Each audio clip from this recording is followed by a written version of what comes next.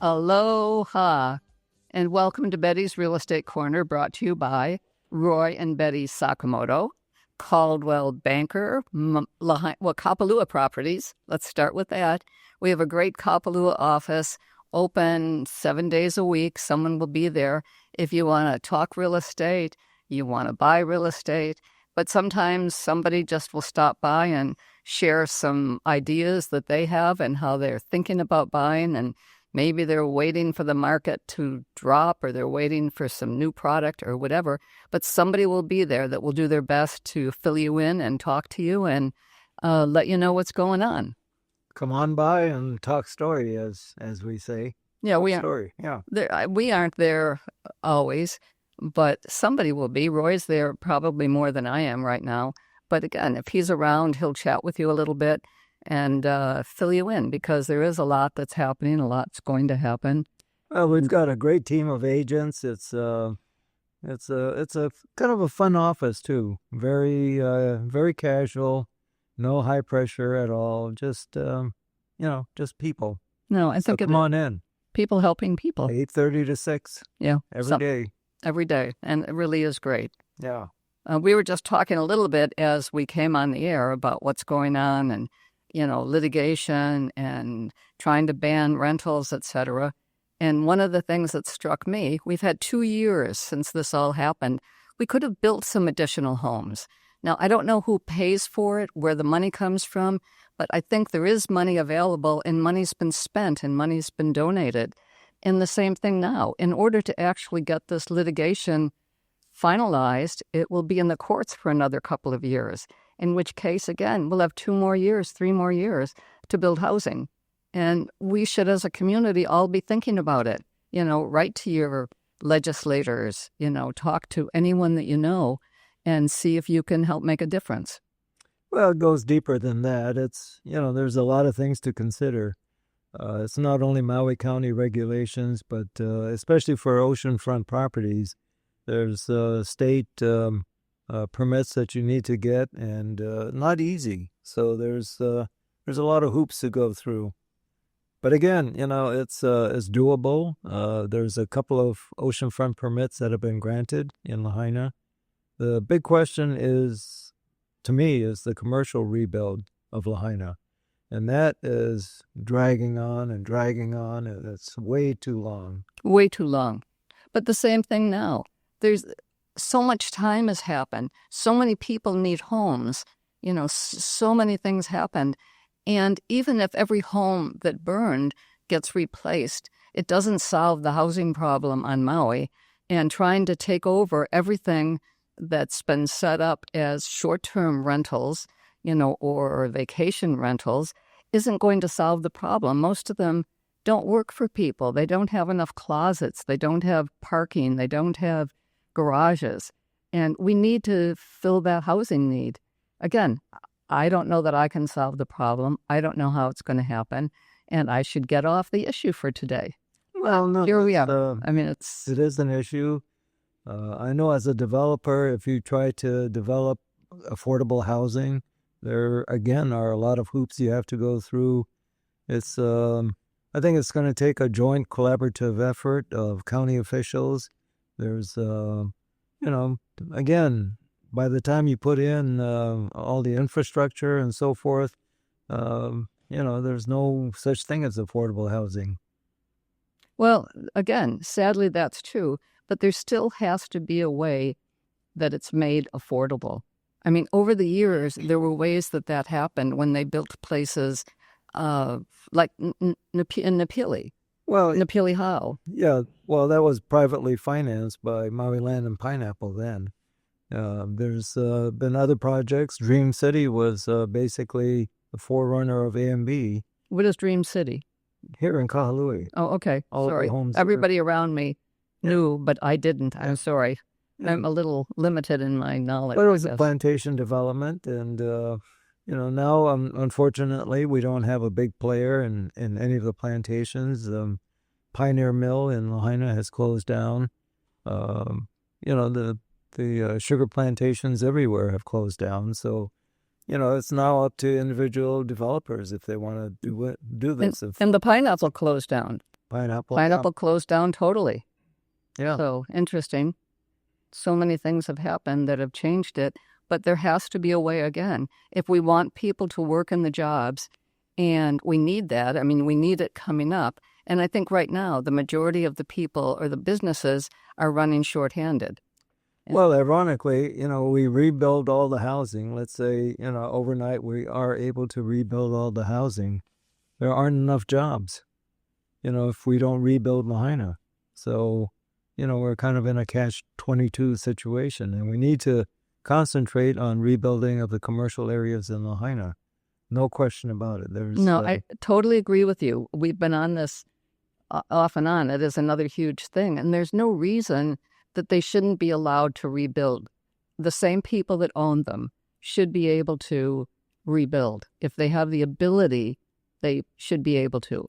Yeah, I mean, there's a lot of questions that come up, as we remember Lahaina, a lot of these stores, buildings, and so forth were built with no side setbacks.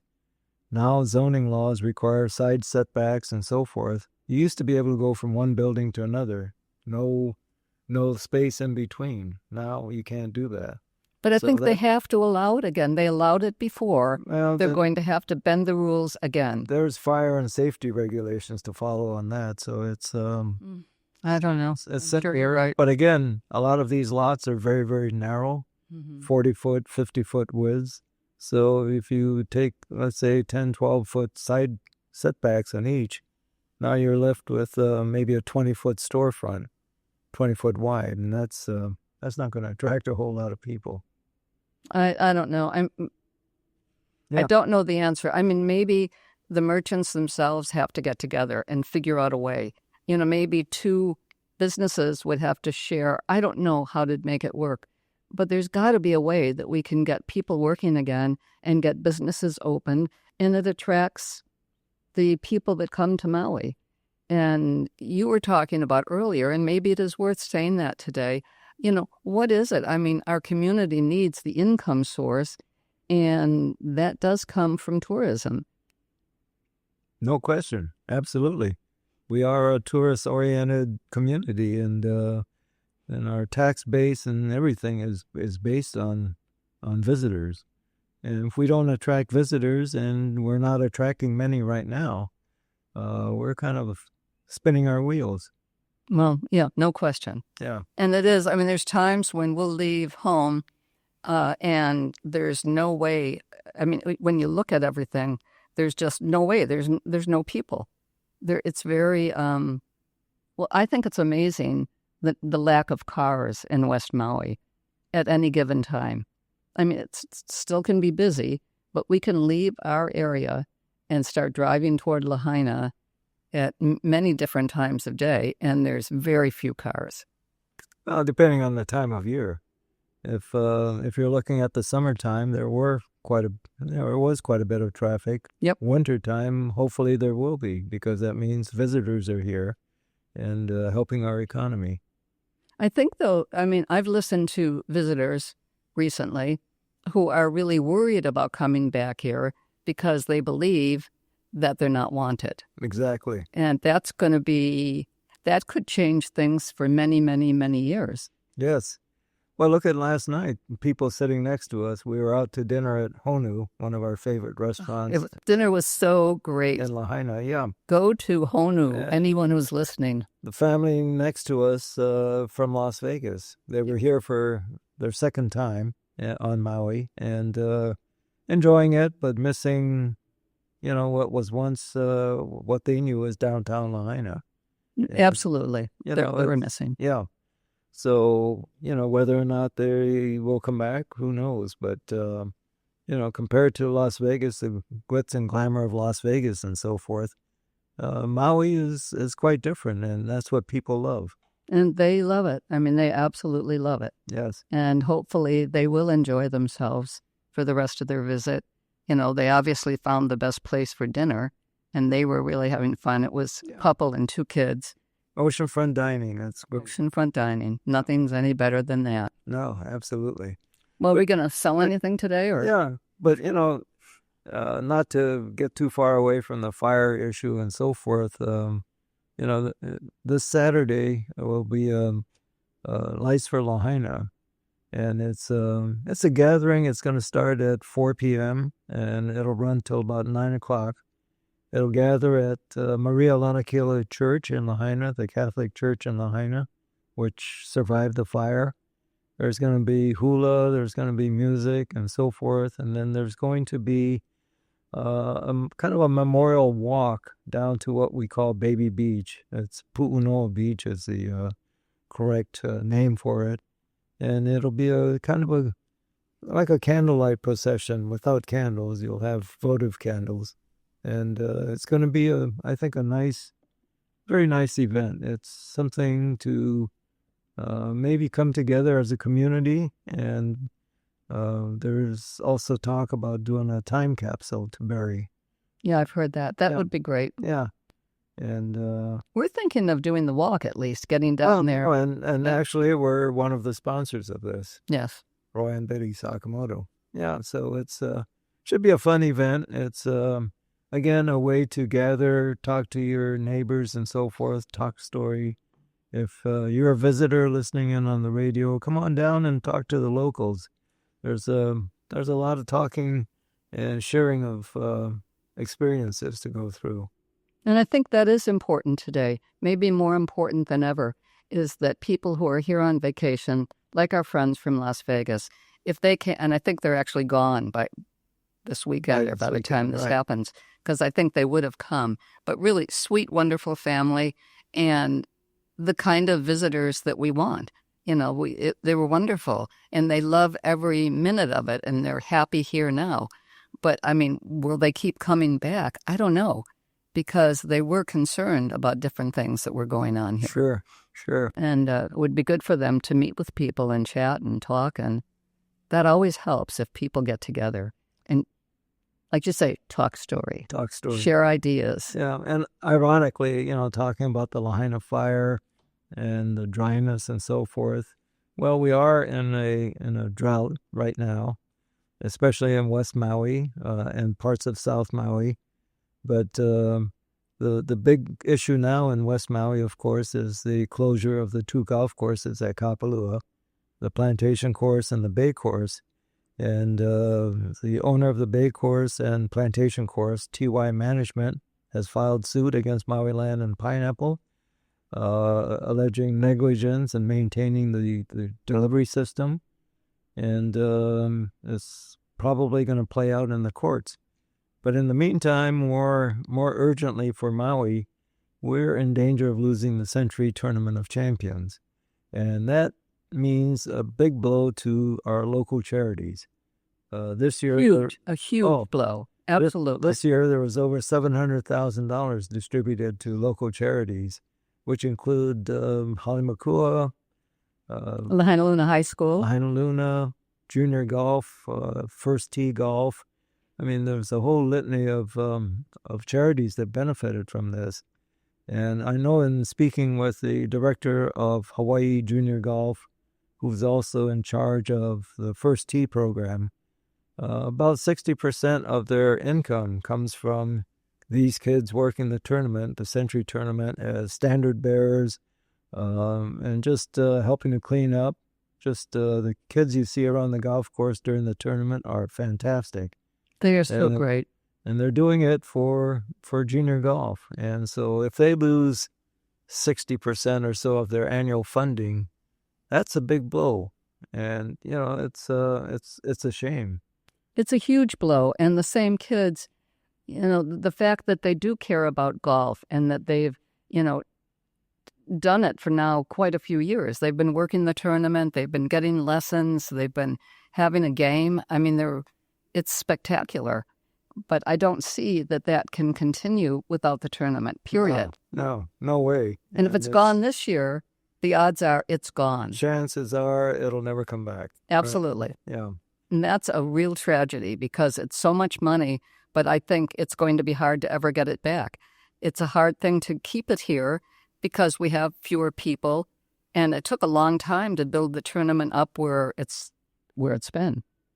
Well, going back to, when Mark Rolfing first started attracting PGA players to come over, you remember years and years ago, it was called the Golf Party. Yes. And it started off with players who were playing in what was then called the United Airlines Hawaiian Open. They would fly over just for the day to play a Pro-Am at Kapalua.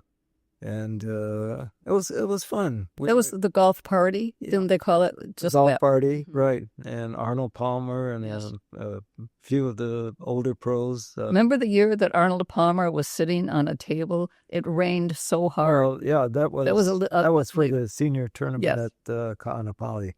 That was amazing. Yeah. He was such a good sport about it all. Arnold and his team designed the bay course at Kapalua. And so, he's had an affinity for Kapalua for a long time. And one thing, to go back to Mark Rolfing, nobody did more for golf and Kapalua than Mark Rolfing has done. Oh, absolutely. And he's become a big, big name in golf. He's on many. Yeah, he's amazing. On the Golf Channel on a regular basis. He's on NBC TV as a golf commentator. And Debbie worked so hard to keep everybody happy. All the pros that came, all the sponsors, etc. Great couple. Yeah. Bottom line, we've had a great history with the PGA Tour in tournaments here on Maui. Again, benefiting charities. It'd be a shame to have the Sentry go away. And latest indications are it's kind of on shaky grounds right now because of the condition of the course. Yeah, it'll be a tragedy. It won't just be a shame. It'll be a tragedy for Maui if the tournament goes away. It will take 20 years to ever get one back here. Right. I know there's been meetings with the governor. The governor has been instrumental in helping to try to loosen up the water supply. He's done whatever he can. Unfortunately, we aren't seeing the same cooperation with the Maui County officials. Hopefully we can in the very, very near future. But, thank you, Governor Green, and your staff, because you've been very instrumental in helping what little water has been released. It helps. What about that? I mean, you knew a little bit about this thing that they call that should have been fixed a long time ago. At Kapalua. Yeah, this goes back to Hurricane Lane, I think 2018 or so, where the main ditches up there in the mountains, West Maui mountains, were damaged, and there was debris and so forth that came down and blocked some of the water from coming down below. Now, in a normal season, doesn't make any difference because there's adequate rainfall everywhere to fill our reservoirs. But we are in a drought session right now, and there's limited water supply. But there's a lot of rain still falling in the mountains. And they still need to clean that out, though, don't they? Oh, absolutely. Someone does. Absolutely. And I know the owner of the golf courses has offered to pay for cleaning out the ditch and has been denied. So, we'll see how this plays out. Unfortunately, attorneys will probably make a lot of money on this, and the loser is going to be the Maui community. And they should make a lot of money. I mean, they've brought in some big guns, which I think was important in order to make anything happen. I think there was a lot of conversation, and that could have brought it to a conclusion, but it never did. No, it really dates back to September. And, I don't want to go into all the details of it, but it's been dragging on. It's unfortunately time for the conversation to end and start talking through attorneys. But in the meantime, the courses are suffering. We're in a Tier 4 restriction right now, which is no irrigation water with non-potable water. And, it's we're losing the golf courses. Yeah, a week ago, it looked like we were going to get water back. And then overnight, it changed again. So they had a day of water. With the governor's help, we were able to get Maui Land and Pine to open up 2 of their inactive wells to help fill the irrigation for 2 reservoirs. and we were limited to 60% usage, but we were able to irrigate the courses. And you could see some green happening. Yeah, for about 3 or 4 days, and then according to Hawaii Water Service, which is the retail outlet for the water, there was excessive use, and people violated the 60% usage.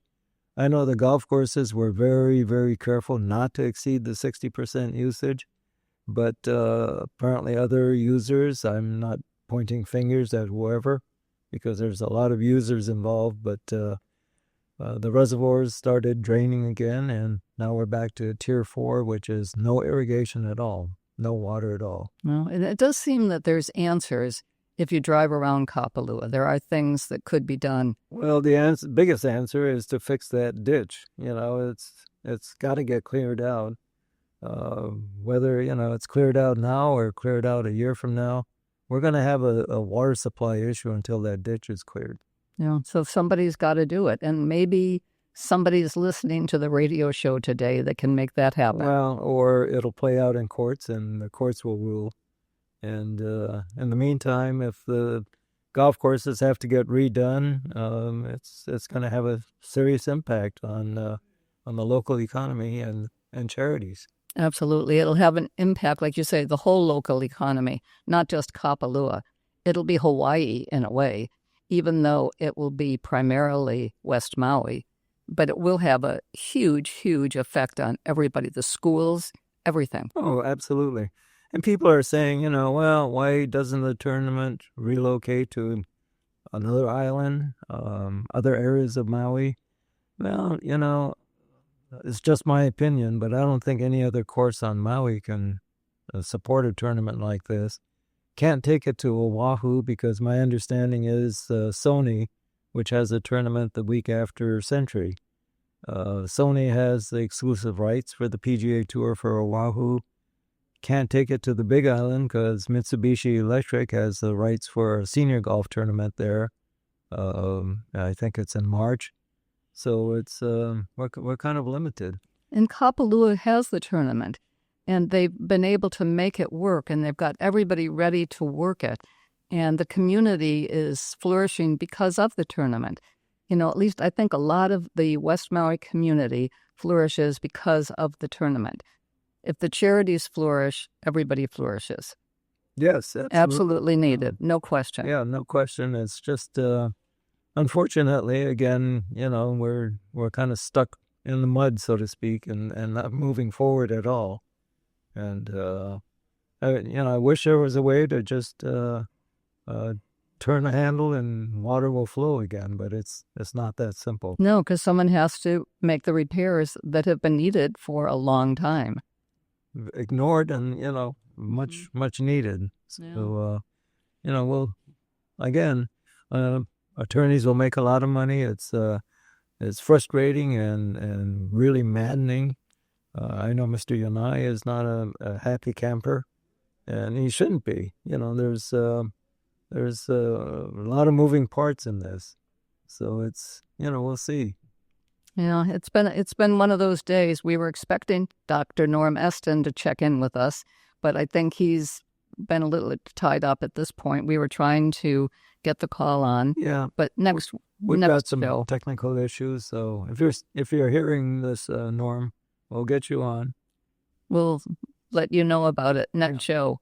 Right. I think we've lost the time at this point. Anyway, we haven't been able to talk about any listings, but come on by our office, 700 Office Road, Coldwell Banker Island Properties, and come again, talk story, and we'll tell you about the market. We have a great new listing coming on at the Ironwoods at Kapalua. Right. Aloha is... We'll talk about it next week. We'll talk about it next week. Thank you. Danny Couch is back, and he loves Hawaii, and I love Hawaii. We all do. We all do. Aloha.